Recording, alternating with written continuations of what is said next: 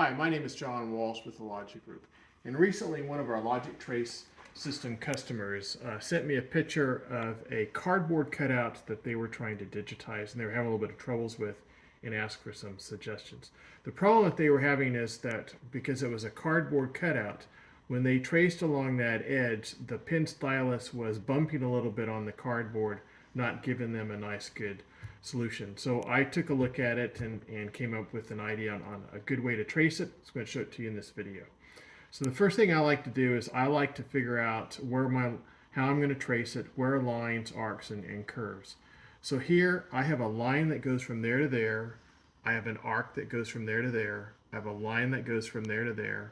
I have an arc here. I have a nice smooth curve going around here. I have a line here. I have an arc there. I have a line there. I have two arcs here, one there and one there. I have a line going across there, a line going across there.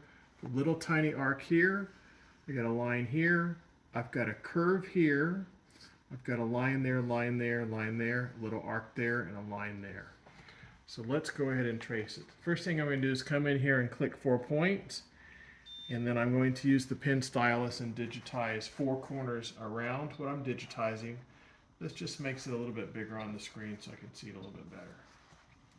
Then I'm going to come in here and I'm going to tell it that it's a line. And then I'm going to click start.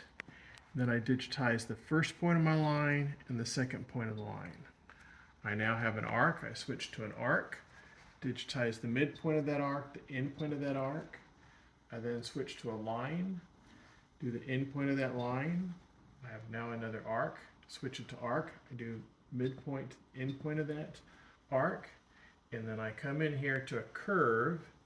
Digitize a curve. I just do a bunch of points right along that curve.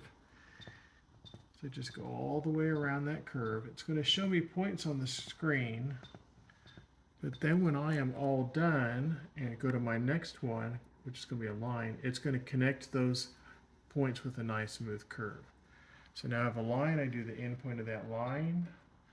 I now have an arc, and I digitize the midpoint of the arc and the end point of the arc. I now have a line. Digitize the end point of that line. I now have 2 arcs right in a row.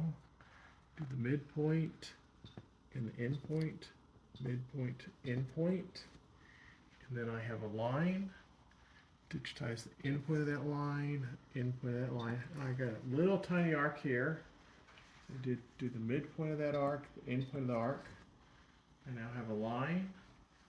Digitize the end point of that line. Now I have another one of those curves. I just digitize several points along that curve. And then I switch. I now have a line. Another line, another line.